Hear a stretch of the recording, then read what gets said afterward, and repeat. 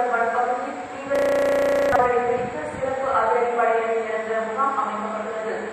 அவர்கள் தேடுதல் வேலை நடத்துவதுடன் போலீசாருக்கு சிறப்பு பயிற்சி அளிப்பார்கள். இருப்பதாலும் கடலுக்குள் சூறாவளி காற்று வீசி வருவதாலும் மீனவர்கள் கடலுக்குள் பாதிக்கப்பட்டுள்ளனர். கன்னியாகுமரி மாவட்டத்தில் 38 பேர் படுகாயம்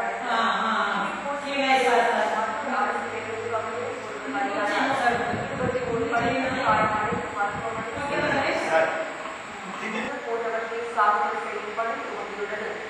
2 நாட்களாக பெய்து வரும் மழையால் மகிழ்ச்சி அளித்த விவசாயிகள் சாகுபடி பணிகளில் ஆர்வம் காட்டி வருகின்றனர். கோவில்பட்டியில் அமைக்கப்பட்டுள்ள புதிய பேருந்து நிலையம் பல்வேறு சர்ச்சைகளுக்கு பின்னர் இன்று முதல் செயல்பட தொடங்கியுள்ளது. இதையொட்டி தேவையான பாதுகாப்பு ஏற்பாடுகளை போலீசார் செய்திருந்தனர். தூத்துக்குடி கொலைவெளி பகுதியில் 2 போக்குவரத்து பாதிப்பு ஏற்பட்டது. இதனால் மதுரையிலிருந்து சென்னைக்கு புறப்பட்ட மத்திய ரயில் தாமதமாக வந்து சேர்ந்தது. வட்டாரத்தில் அதிக அளவில் சாகுபடி செய்கின்றனர். அங்கு பயிரிடப்படும் பர்மா செல்வத்தின் பூக்கள் கேரளா, கர்நாடகம் ஆகிய 2 மாநிலங்களுக்கு அனுப்பி வைக்கப்படுகின்றன. அரசை ஏற்று நடத்த வேண்டும் என வலியுறுத்தி மார்க்சிஸ்ட் கம்யூனிஸ்ட் கட்சியினர் இன்று ஆர்ப்பாட்டத்தில் ஈடுபட்டனர்.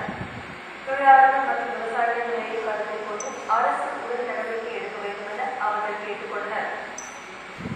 ஊராட்சி ஒன்றிய கவுன்சிலர்கள் பாதி பேர் ராஜினாமா செய்யப் போவதாக கூறியுள்ளனர்.